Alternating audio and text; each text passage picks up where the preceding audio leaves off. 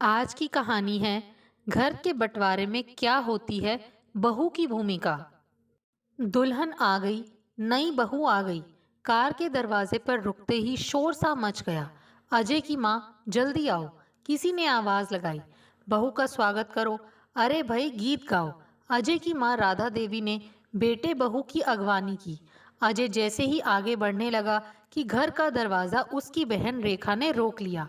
अरे भैया, आज भी क्या ऐसे ही अंदर चले जाओगे? पहले मेरा नेक दो। एक चवन्नी से काम चल जाएगा? अजय ने छेड़ा।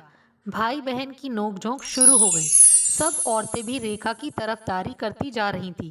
केतकी ने धीरे से नजर उठाकर ससुराल के मकान का जायजा लिया। पुराने तरीके का मकान था। केतकी ने देखा ऊपर की मंजिल पर कोने में खड़ी एक औरत और उसके साथ खड़े दो बच्चे हसरत भरी निगाह से उसको ही देख रहे थे। आंख मिलते ही बड़ा लड़का मुस्कुरा दिया। वह औरत भी जैसे कुछ कहना चाह रही थी, लेकिन जबरन अपने आप को रोक रखा था।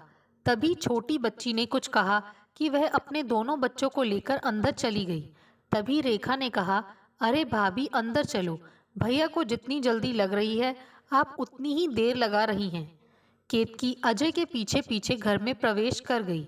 करीब 15 दिन बीत गए।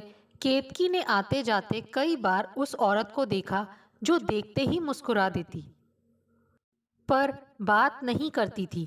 कभी केतकी बात करने की कोशिश करती तो वह जल्दी जल्दी हाँ ना में जवाब देकर या हंसकर टाल जाती। केतकी की समझ में न आता कि माजरा क्या है, लेकिन धीरे धीरे टुकड़ों टुकड़ों में उसे जानकारी मिली कि वह औरत उसके पति अजय की चाची हैं, लेकिन जायदाद के झगड़े को लेकर उनमें अब कोई संबंध नहीं है। जायदाद का बंटवारा देखकर केतकी को लगा कि उसके ससुर के हिस्से में एक कमरा ज्यादा ही है। फिर क्या चाची जी इस कारण शादी में शामिल नहीं हुई, या उसके सास ससुर ने ही उनको शादी में निमंत्रण नहीं दिया? पता नहीं कौन कितना गलत है, उसने सोचा। एक दिन केतकी जब अपनी सास राधा के पास फुर्सत में बैठी थी तो उन्होंने पुरानी बातें बताते हुए कहा, तुम्हें पता है, मैं इसी तरह चाव से एक दिन कमला को अपनी देवरानी नहीं, बहू बनाकर लाई थी। मेरी सास तो बिस्तर से ही नहीं उठ सकती थी। वे तो जैसे अपने छोटे बेटे की शादी देखने के लिए ही जिंदा थी। शादी के बाद सिर्फ 1 माह ही तो निकाल पाई। मैंने सास की तरह ही इसकी देखभाल की, और देखा जाए तो देवर प्रकाश को मैंने अपने बेटे की तरह ही पाला है। तुम्हारे पति अजय और प्रकाश में सिर्फ 7 साल का अंतर है। उसकी पढ़ाई लिखाई, काम धंधा, शादी ब्याह आदि सब कुछ मेरे प्रयासों से ही तो हुआ, फिर बेटे जैसा ही तो हुआ। राधा ने केतकी की ओर समर्थन की आशा में देखते हुए कहा। हाँ बिल्कुल, केतकी ने आगे उत्सुकता दिखाई। वैसे शुरू में तो कमला ने भी मुझे सास के बराबर आदर सम्मान दिया, और प्रकाश ने तो कभी मुझे किसी बात का पलट कर जवाब नहीं दिया। वे जैसे अतीत को अपनी आंखों के सामने देखने लगी। लेकिन बुरा हो इन मोहल्ले वालियों का, किसी का बनता घर किसी से नहीं देखा जाता ना। और यह नादान कमला भी उनकी बातों में आकर बंटवारे की मांग कर बैठी। राधा ने मुंह बनाते हुए कहा, क्या बात हुई थी? केतकी उत्सुकता दबा न पाई। इसकी शादी के बाद 3 साल तक तो ठीक ठाक चलता रहा, लेकिन पता नहीं लोगों ने इसके मन में क्या क्या भर दिया कि धीरे धीरे इसने घर के कामकाज से हाथ खींचना शुरू कर दिया। हर बात में हमारी उपेक्षा करने लगी। फिर एक दिन प्रकाश ने तुम्हारे ससुर से कहा, भैया, मैं सोचता हूँ कि अब माँ और पिताजी तो रहे नहीं, हमें मकान का बंटवारा कर लेना चाहिए, जिससे हम अपनी ज़रूरत के मुताबिक जो रद्दो बदल करवाना चाहें करवा कर अपने अपने तरीके से रह सकें। यह आज तुझे क्या सूझी? तुझे कोई कमी है क्या? प्रकाश को ऊपर से नीचे तक देखते हुए तुम्हारे ससुर ने कहा, नहीं, यह बात नहीं है, लेकिन बंटवारा आज नहीं तो कल होगा ही, होता आया है। अभी कर लेंगे तो आप भी निश्चिंत होकर अजय विजय के लिए कमरे तैयार करवा पाएंगे। मैं अपना गोदाम और दफ्तर भी यहीं बनवाना चाहता हूँ, इसीलिए यदि ढंग से हिस्सा हो जाए तो अच्छा। शायद तू अजय विजय को अपने से अलग मानता है, लेकिन मैं तो नहीं मानता। मैं तो तुम तीनों को बराबर बंटवारा करूँगा, और वह भी अभी नहीं। यह आप अन्याय कर रहे हैं भैया। प्रकाश की आंखें भर आईं और वह चला गया। बाद में काफी देर तक उनके कमरे से जोर जोर से बहस की आवाजें आती रहीं। खैर, कुछ दिन बीते और फिर वही बात। अब बात बात में कमला भी कुछ कह देती, कामकाज में भी बराबरी करती। घर में तनाव रहने लगा। बात मर्दों की बैठक से निकलकर औरतों में आ गई। घर में चैन से खाना पीना मुश्किल होने लगा तो मोहल्ले और रिश्ते के 5 बुजुर्गों को बैठाकर फैसला करवाने की सोची। प्रकाश कहता कि मुझे आधा हिस्सा दो। हम कहते थे कि हमने तुम्हें बेटे की तरह पाला है, तुम्हारी पढ़ाई लिखाई शादी ब्याह सभी किया, हम 3 हिस्से करेंगे। लेकिन जब बंटवारा हो गया तो अब इस तरह संबंध ना रखने की क्या तुक है। केतकी ने पूछ ही लिया। रोज रोज की किटकिट से मन खट्टा हो गया हमारा। इसीलिए जब बंटवारा हो गया तो हमने तय कर लिया कि उनसे किसी तरह का संबंध नहीं रखेंगे। राधा ने बात साफ करते हुए कहा। लेकिन शादी ब्याह जन्म मृत्यु में आना जाना भी, अब यह उनकी मर्जी। अच्छा बताओ, तुम्हारी शादी में कामकाज के बाबत पूछना, शामिल होना क्या उनका कर्तव्य नहीं था? लेकिन प्रकाश तो शादी के 3 दिन पहले अपने धंधे के सिलसिले में बाहर चला गया था, जैसे उसके बिना काम ही नहीं चलेगा। राधा ने अपने मन की भड़ास निकाली। आपने उनसे आने को कहा तो होगा ना? अच्छा, राधा ने मुंह बिचकाया। जिसे मैं घर में लाई उसे न्योता देने जाऊंगी? कल विजय की शादी में तुमको न्योता दूंगी, तब तुम आओगी। केतकी को लगा अब पुरानी बातों पर आया गुस्सा कहीं उस पर ना निकले। वह धीरे से बोली, मैं चाय का इंतजाम करती हूँ। केतकी सोचने लगी कि कभी चाची से बात करके ही वास्तविक बात पता चलेगी।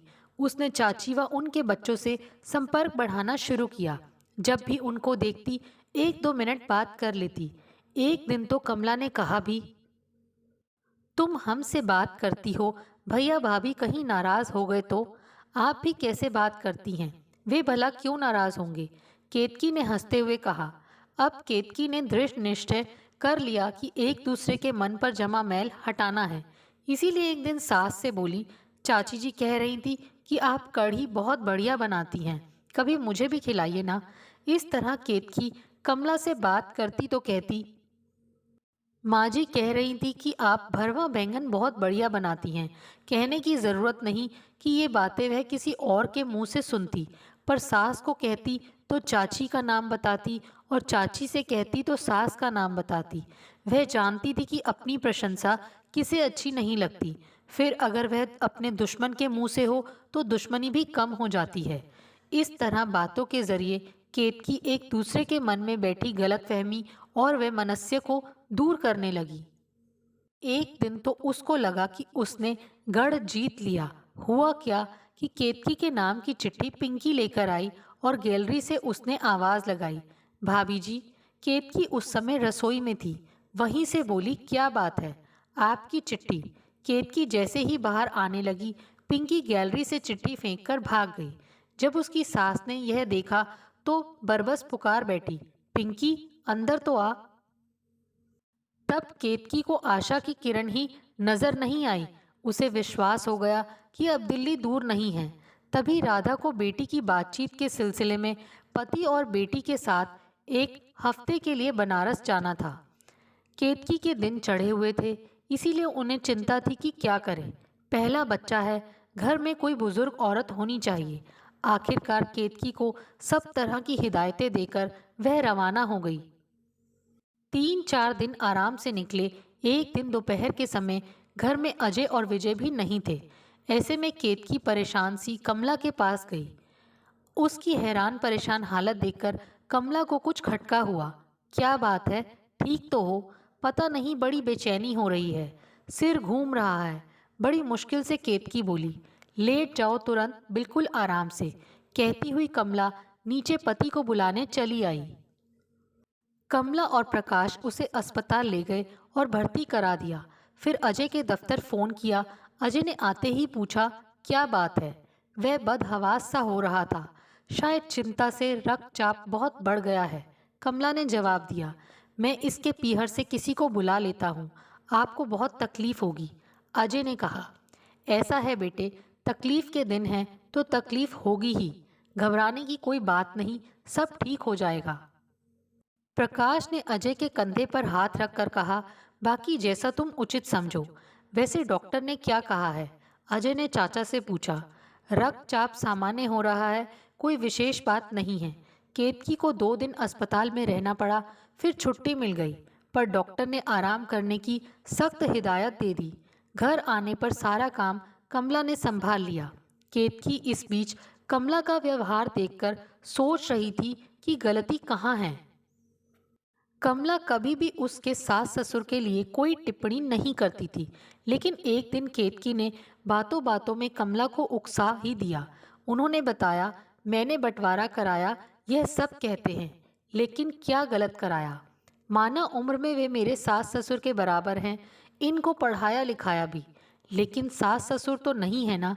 यदि ऐसा ही होता तो क्या तुम्हारी शादी में हम इतने बेगाने समझे जाते? फिर यदि मैं लड़ाकी ही होती तो क्या बंटवारे के समय लड़ती नहीं? सब यही कहते हैं कि मैंने तनाव पैदा किया, पर मैंने यह तो नहीं कहा कि संबंध ही तोड़ दो, एक दूसरे के दुश्मन ही बन जाओ। अपने अपने परिवार में हम आराम से रहें, एक दूसरे के काम आए। लेकिन भैया भाभी तो उस दिन के बाद से आज तक हमसे क्या, इन बच्चों से भी नहीं बोले।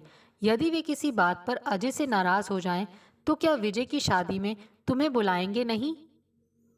ऐसे बेगानों जैसा व्यवहार करेंगे क्या? बस यही फर्क होता है और होता आया है। उसके लिए मैं किसी को दोष नहीं देती। खैर छोड़ो इस बात को, जो होना था हो गया। बस मैं तो यही चाहती हूँ कि दोनों परिवारों में सदा मधुर संबंध बने रहे। माँ जी भी यही कहती हैं। केतकी ने अपनेपन से कहा। सच? कमला ने आश्चर्य प्रकट किया। हाँ, फिर वे हमसे बेगानों जैसा व्यवहार क्यों करती हैं? वे बड़ी हैं ना, अपना बड़प्पन बनाए रखना चाहती हैं। आप जानती हैं, वे उस दौर की हैं कि टूट जाएंगी पर झुक नहीं सकती। केतकी की बात सुनकर कमला कुछ सोचने लगी। शाम तक राधा, रेखा और दुर्गा चरण आ गए। आकर जब देखा कि केतकी बिस्तर पर पड़ी है तो राधा के हाथ पांव फूल गए। राधा ने सहमे स्वर में पूछा, क्या हो गया? कुछ नहीं, अब तो बिल्कुल ठीक हूँ, पर चाची जी मुझे उठने ही नहीं देती, केतकी ने कहा। ठीक है, तुम आराम करो, अब सब मैं कर लूँगी। राधा ने केतकी की बात अनसुनी करते हुए अपने सफ़र की बातें बतानी शुरू कर दी। तभी कमला ने कहा, आप थक कर आए हैं, शाम का खाना मैं ही बना दूँगी। रोज़ खाना कौन बनाती थी? राधा ने जानना चाहा। चाची जी ने ही सब संभाल रखा था अभी तक तो, अजय ने बताया। अस्पताल में भी ये ही रहीं, एक मिनट भी भाभी जी को अकेले नहीं छोड़ा। विजय ने आगे बात बढ़ाई। तो फिर अब क्या पूछ रही हो? दुर्गा चरण ने राधा की ओर सहमति की मुद्रा में देखते हुए कहा। हाँ और क्या, हम क्या पराए हैं जो अब हमको खाना नहीं खिलाओगी? राधा ने कमला की ओर देखकर कहा। जी अच्छा। कमला जाने लगी। दुर्गा चरण और राधा ने एक दूसरे की ओर देखा। फिर दुर्गा चरण ने कहा, अपना परिवार आखिर अपना ही होता है, हम यह बात भूल गए थे। तभी कमला कुछ पूछने आई तो राधा ने कहा, हमें माफ करना बहू। छी भाभी जी, आप बड़ी हैं, कैसी बातें करती हैं। यह सही कह रही है बहू, बड़े भी कभी कभी गलती करते हैं। दुर्गाचरण बोले तो केतकी के होंठों पर मुस्कान खिल उठी। दोस्तों, आपको हमारी ये कहानी कैसे लगी? प्लीज़ कमेंट्स करके बताइए। Thanks for watching this video.